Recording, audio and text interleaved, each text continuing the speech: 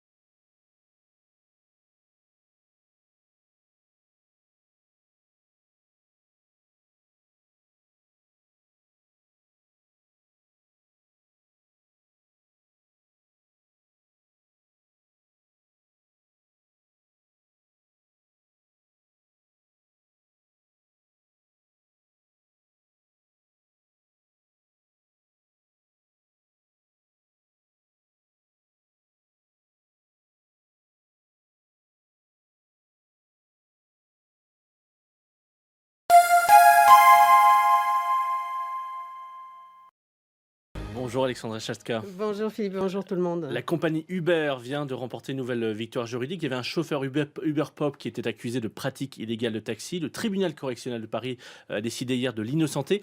Et ça, selon vous, c'est pas vraiment étonnant? Non, parce que fort de son application révolutionnaire, Uber est parti à la conquête du monde. Plus de 300 villes, 58 pays, Uber se part d'oripeaux de progrès. L'économie du partage, défense du consommateur, promotion des femmes, oui. Uber compte engager 1 million de femmes à travers le monde d'ici 2020. Bref, secouez vos puces, Uber Alès arrive. Car il n'y a pas qu'à Paris, Lyon ou Marseille que le système de taxi soit désuet, bon à jeter à la poubelle, selon Uber. Allez croire, c'est le cas de toutes les villes du monde. Le bonheur planétaire est à portée de main. Il n'y a que ces rétrogrades de chauffeurs de taxi qui nous empêchent d'y accéder. Et vous me disiez d'ailleurs que les méthodes d'Uber, c'est un peu le Far West. Oui, Uber a beau prétendre innover, et ça, on ne peut pas le nier, ça reste avant tout une extraordinaire pompe à fric qui utilise des méthodes de capitalisme sauvage comme on n'en a pas vu en Europe depuis le 19e siècle.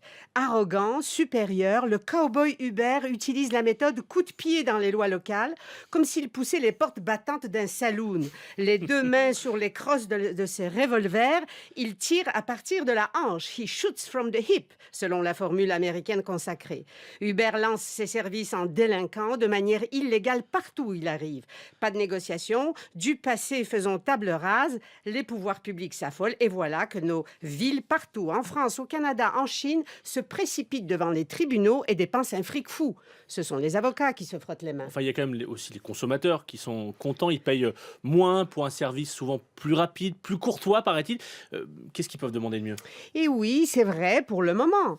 Mais par exemple, dans la ville de Guangzhou, anciennement Canton, en Chine, les consommateurs ont vite déchanté. Uber a lancé une campagne très agressive en donnant aux nouveaux chauffeurs des subsides pour couper les prix de moitié. Une fois implantés, exit les subsides. Tout à coup, les prix ne sont plus aussi intéressants. À Toronto, aussi, les clients ont commencé à se poser des questions quand Uber a gonflé ses prix pendant une grève de métro. Non, Uber n'est pas une organisation philanthropique de défense de consommateurs. Oui, sauf que Uber a quand même un mérite, c'est d'obliger l'industrie du taxi, qui est un peu conservatrice, poussive, il faut l'admettre, la forcer à se réformer.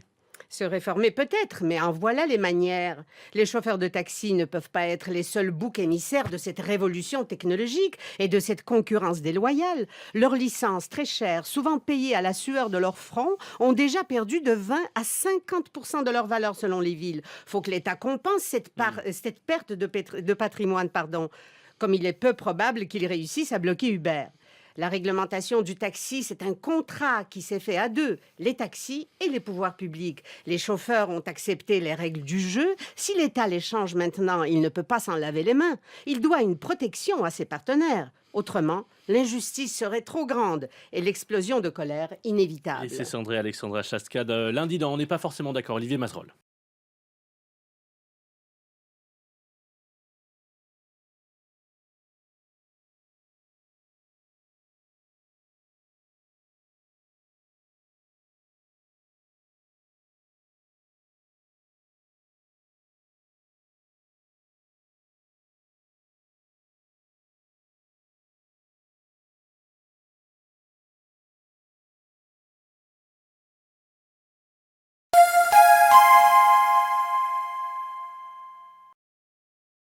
Bonjour Alexandra Chastka. Bonjour Philippe, bonjour tout le monde. La compagnie Uber vient de remporter une nouvelle victoire juridique. Il y avait un chauffeur Uber Pop qui était accusé de pratique illégale de taxi. Le tribunal correctionnel de Paris a décidé hier de l'innocenter. Et ça, selon vous, c'est pas vraiment étonnant. Non, parce que fort de son application révolutionnaire, Uber est parti à la conquête du monde. Plus de 300 villes, 58 pays, Uber se part d'oripeaux de progrès. L'économie du partage, défense du consommateur, promotion des femmes, oui, oui. Uber compte engager 1 million de femmes à travers le monde d'ici 2020. Bref, secouez vos puces, Uber Alès arrive. Car il n'y a pas qu'à Paris, Lyon ou Marseille que le système de taxi soit désuet, bon à jeter à la poubelle, selon Uber. Allez croire, c'est le cas de toutes les villes du monde. Le bonheur planétaire est à portée de main. Il n'y a que ces rétrogrades de chauffeurs de taxi qui nous empêchent d'y Et accéder. vous me disiez d'ailleurs que les méthodes d'Uber, c'est un peu le Far West, hein. Oui, Uber a beau prétendre innover, et ça, on ne peut pas le nier, ça reste avant tout une extraordinaire pompe à fric qui utilise des méthodes de capitalisme sauvage comme on n'en a pas vu en Europe depuis le 19e siècle. Arrogant, supérieur, le cowboy Uber utilise la méthode coup de pied dans les lois locales, comme s'il poussait les portes battantes d'un saloon. Les deux mains sur les crosses de ses revolvers, il tire à partir de la hanche. He shoots from the hip, selon la formule américaine consacrée. Uber lance ses services en délinquant de manière illégale partout où il arrive. Pas de négociation, du passé faisons table rase, les pouvoirs publics s'affolent et voilà que nos villes partout, en France, au Canada, en Chine, se précipitent devant les tribunaux et dépensent un fric fou. Ce sont les avocats qui se frottent les mains. Enfin, il y a quand même aussi les consommateurs qui sont contents. Ils payent moins pour un service souvent plus rapide, plus courtois, paraît-il. Qu'est-ce qu'ils peuvent demander de mieux? Et oui, c'est vrai pour le moment. Mais par exemple, dans la ville de Guangzhou, anciennement Canton, en Chine, les consommateurs ont vite déchanté. Uber a lancé une campagne très agressive en donnant aux nouveaux chauffeurs des subsides pour couper les prix de moitié. Une fois implantés, exit les subsides. Tout à coup, les prix ne sont plus aussi intéressants. À Toronto, aussi, les clients ont commencé à se poser des questions quand Uber a gonflé ses prix pendant une grève de métro. Non, Uber n'est pas une organisation philanthropique de défense de consommateurs. Oui, sauf que Uber a quand même un mérite, c'est d'obliger l'industrie du taxi, qui est un peu conservatrice, poussive, il faut l'admettre, hein, la forcer à se réformer. Se réformer peut-être, mais en voilà les manières. Les chauffeurs de taxi ne peuvent pas être les seuls boucs émissaires de cette révolution technologique et de cette concurrence déloyale. Leurs licences, très chères, souvent payées à la sueur de leur front, ont déjà perdu de 20 à 50% de leur valeur selon les villes. Faut que l'État compense cette perte de patrimoine, pardon. Comme il est peu probable qu'il réussisse à bloquer Uber. La réglementation du taxi, c'est un contrat qui s'est fait à deux, les taxis et les pouvoirs publics. Les chauffeurs ont accepté les règles du jeu. Si l'État les change maintenant, il ne peut pas s'en laver les mains. Il doit une protection à ses partenaires. Autrement, l'injustice serait trop grande et l'explosion de colère Et inévitable. c'est Sandré Alexandra Chastka. Lundi, dans On n'est pas forcément d'accord. Olivier Mazerolle.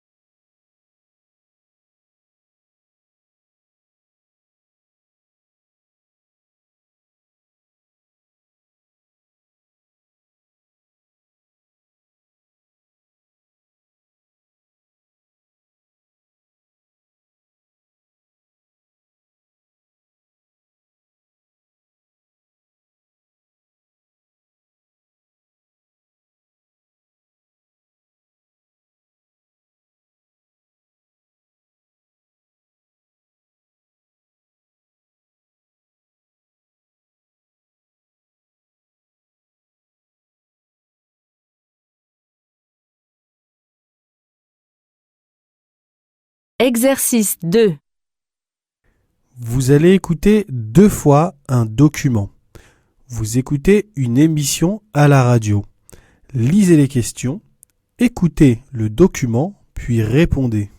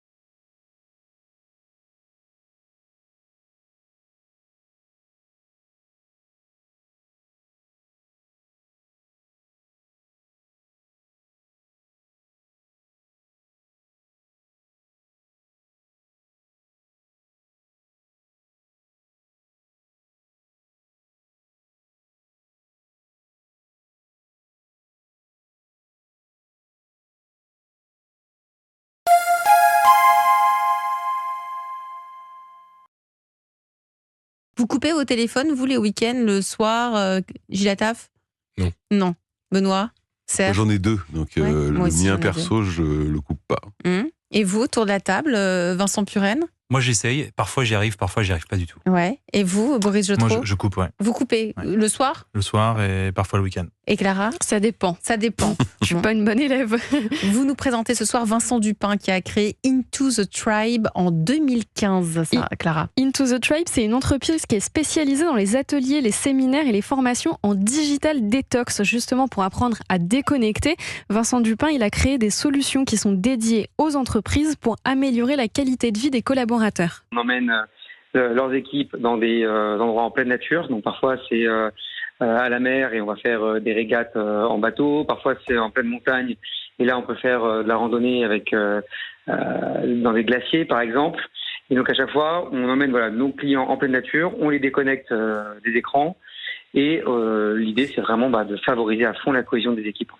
Donc ça signifie que pendant ce temps-là, les collaborateurs n'ont pas leur smartphone, n'ont pas leur ordinateur. Ils sont entièrement dédiés aux activités qui sont créées pour favoriser le lien social. On a plusieurs niveaux de déconnexion. On peut vous proposer une déconnexion juste sur une journée, le temps d'une activité, par exemple. Après, on peut proposer la déconnexion sur l'ensemble du séminaire. Et dans ce cas-là, on va utiliser un système de pochettes. Donc, ces pochettes, en fait, vont être utilisées par les participants. Les participants mettent leur téléphone dans les pochettes. Et ils peuvent les débloquer qu'une seule fois par jour pour appeler leurs proches. Donc, l'idée, c'est vraiment de proposer cette déconnexion. Et de plus en plus, on se tourne vers des séminaires éco-responsables. On essaye de vraiment limiter au maximum l'impact qu'on a en termes de pollution liée à l'événement. Mais c'est fou parce qu'on fait ça aussi avec les ados, hein. Oui. Non, mais c'est-à-dire qu'on applique aux salariés ce qu'on fait avec les enfants, les ados. Enfin, les ados, on dépose le téléphone à l'entrée et comme ça, on n'en parle plus. Il m'expliquait, Vincent Dupin, qu'on passe en moyenne 8 heures par jour sur un écran, que ce soit pour un usage professionnel ou pour un usage privé. Mais on peut mettre des garde-fous. Hein. Oui, Moi, je sais que je mets des garde-fous. Vous êtes sûr que vous voulez encore une continuer? Ah bah non, et j'arrête. Oui. Non, Oui. c'est vrai, hein, sur certaines applis. Et puis on Alors peut être qu'au- déconnecté et avoir son téléphone allumé quand même. Hein. Absolument. Moi, j'ai Non, une c'est mère qui a vrai. 89 ans et des filles qui sortent beaucoup, donc je laisse mon téléphone allumé Ouais. au cas où. Mais évidemment. Alors, on fait comment justement, Clara, pour apprendre à déconnecter selon Into the Tribe? Alors Vincent Dupin propose plus d'une centaine de conseils aux entreprises et aux collaborateurs. Il m'a quand même donné quelques petites pistes faciles à mettre en place. Déjà, la première chose, c'est de supprimer toutes les notifications. Et je pense notamment aux notifications du Teams ou de la boîte mail qui viennent nous interrompre en fait très très souvent dans notre journée. Un autre conseil, c'est aussi de consulter sa boîte mail qu'à certains moments de la journée. Par exemple, ça peut être fait 3 fois par jour pour éviter justement de tout le temps constamment consulter sa boîte mail et de la regarder un peu tout le temps au fil de l'eau tout au long de la journée. Et puis après, en termes de déconnexion, une des bonnes pratiques, c'est de mettre en place un système de backup. Donc typiquement, avoir un collègue de confiance qui peut gérer nos urgences pendant nos congés. C'est bien, tous ces petits conseils. C'est Je trouve ça- facile, c'est rapide. facile. Bon, pour certains, après, ça dépend de ce que disait Gilles. On peut pas déconnecter quand Et on puis a ça des- dépend du travail qu'on fait aussi et de son métier. Ouais, et je trouve ça bien l'idée des 2 téléphones. Non, franchement, je trouve que ça permet. Il y a plus de sujet.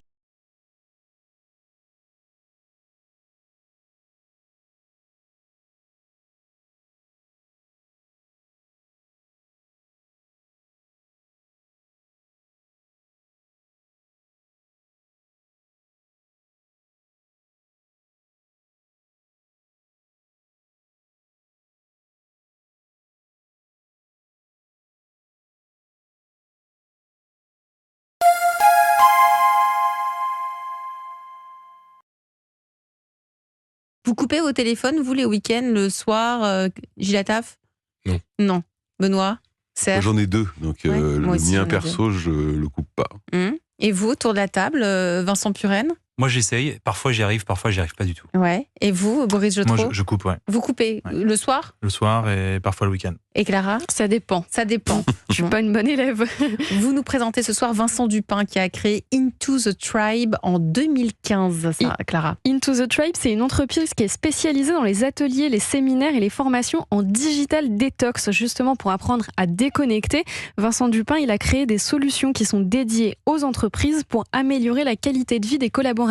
On emmène leurs équipes dans des endroits en pleine nature. Donc parfois c'est à la mer et on va faire des régates en bateau. Parfois c'est en pleine montagne et là on peut faire de la randonnée avec dans des glaciers par exemple.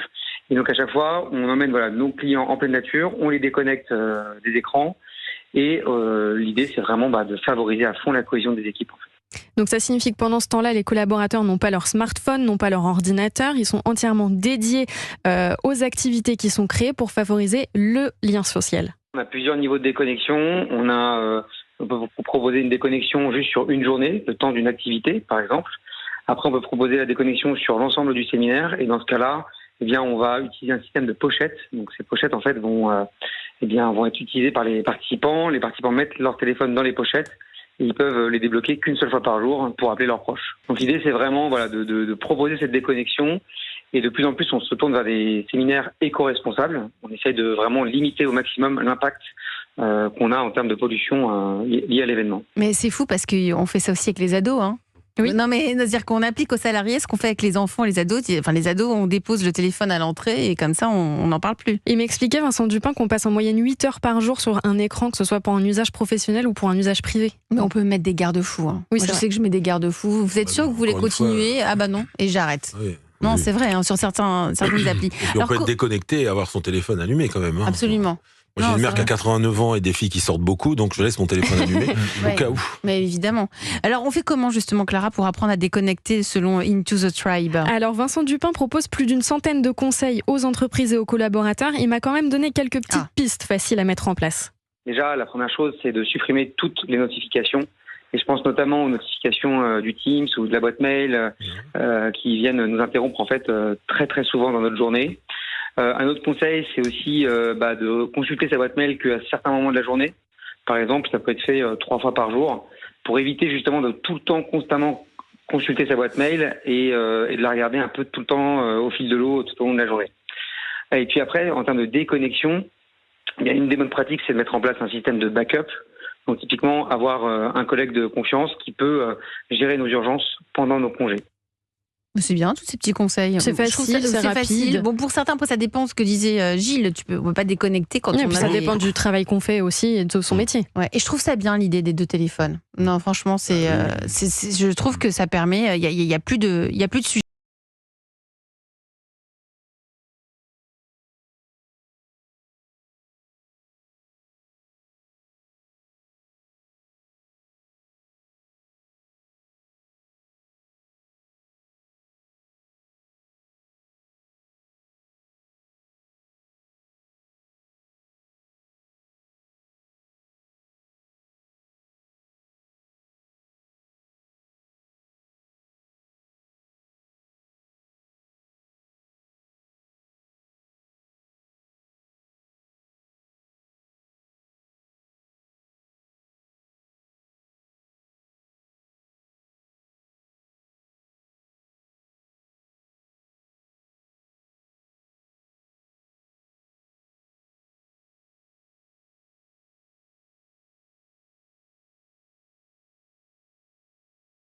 Exercice 3. Vous allez écouter une fois 3 documents. Document 1. Lisez les questions, écoutez le document, puis répondez.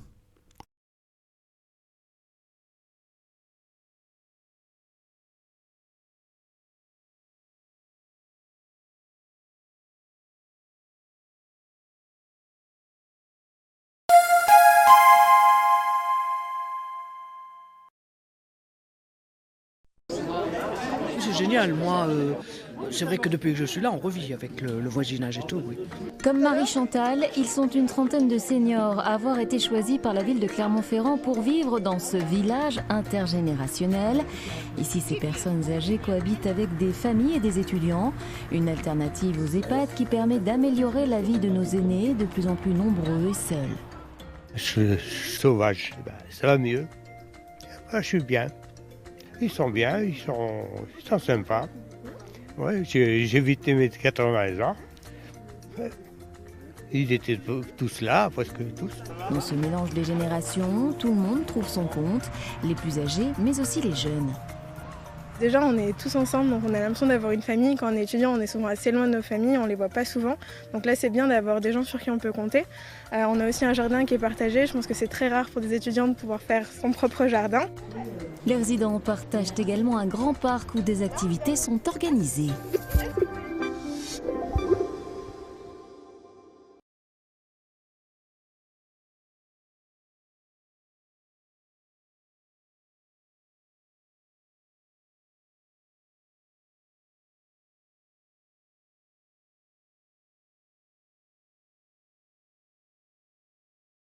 Document 2.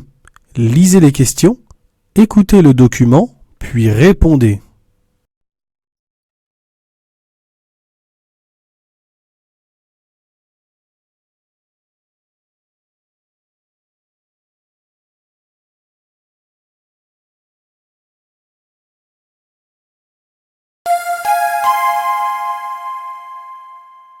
Donc si vous avez le temps, donc vous pouvez monter à bord du train.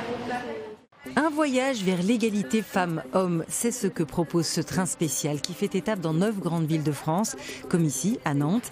6 wagons transformés en salles d'exposition et de conférences pour comprendre comment réagir face au harcèlement de rue, aux violences de toutes sortes, que l'on soit victime ou témoin, femme ou homme. Les insultes, par exemple, notamment quand ça a une connotation sexiste, les propos à connotation graveleuse, les propositions sexuelles. Qu'est-ce qu'il reste à faire ? Éduquer un peu tout le monde, quoi. Enfin, que ça devienne normal, qu'on ait pu à se poser la question. Organisé par la Fondation des femmes avec 4 associations partenaires, ce train veut dénoncer toutes les formes d'inégalité, à commencer par les violences conjugales. Très clairement, il y a beaucoup de travail encore à faire en ce sens. Il y a encore 213 000 femmes qui sont victimes de violences conjugales chaque année, 95 000 femmes victimes de viols. Et puis sur les inégalités salariales. Ce train veut aussi interpeller et mobiliser les candidats à la présidentielle sur ces questions d'égalité. Ouvert à tous les publics et gratuit, il circulera jusqu'au 7 mars, veille de la Journée internationale des droits des femmes.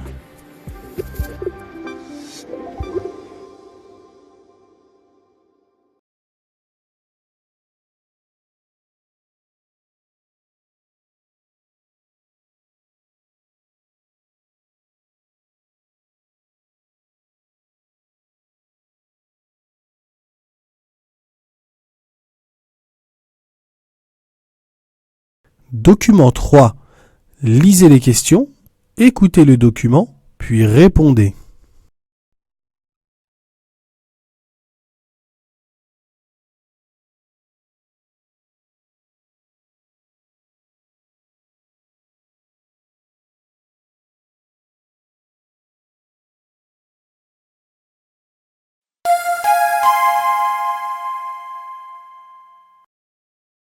Écoutez bien, si vous voulez changer de voiture, c'est certainement le moment. Le prix des voitures d'occasion est en baisse. C'est une information exclusive Europe 1. Les prix des voitures d'occasion reculent de 7% en moyenne selon les chiffres de l'Observatoire annuel de la Centrale. Cela peut représenter une économie de 1 600 € et cette tendance devrait se poursuivre en 2025. Aurélien Fleureau. Le prix moyen d'une voiture d'occasion, c'est en ce moment 20 990 €. C'était 22 500 il y a un an et la baisse concerne surtout le secteur le plus recherché par les automobilistes, les occasions récentes, explique Anaïs Armand, directrice marketing du groupe La Centrale. Ce qui est le plus plébiscité par les Français, c'est les 2-4 ans qui ont eu la plus forte baisse, quasiment 9%. Il y avait peu de stocks dans le neuf et donc ces stocks de neuf sont arrivés mécaniquement 2 ans après. La crise des semi-conducteurs qui avait créé en grande partie cette flambée des prix, c'est effectivement du passé. Sur le marché de l'occasion, 2025 s'annonce encore positive, mais ce ne sera pas spectaculaire. On peut imaginer encore quelques baisses, notamment parce qu'il y a les petits modèles électriques, les petits modèles hybrides qui vont arriver. Il va y avoir beaucoup plus de modèles chinois qui vont être disponibles. Mais on pense que vraiment la différence, elle sera plutôt sur 2026 parce que ce sera le report du neuf vers l'occasion. Et sur le marché du neuf, les prix vont enfin baisser. Les constructeurs n'ont plus le choix. Ils doivent relancer des ventes en chute libre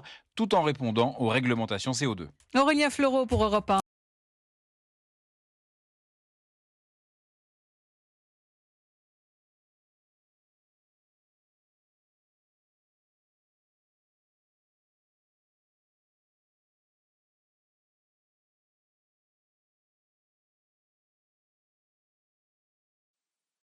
L'épreuve de compréhension de l'oral est terminée.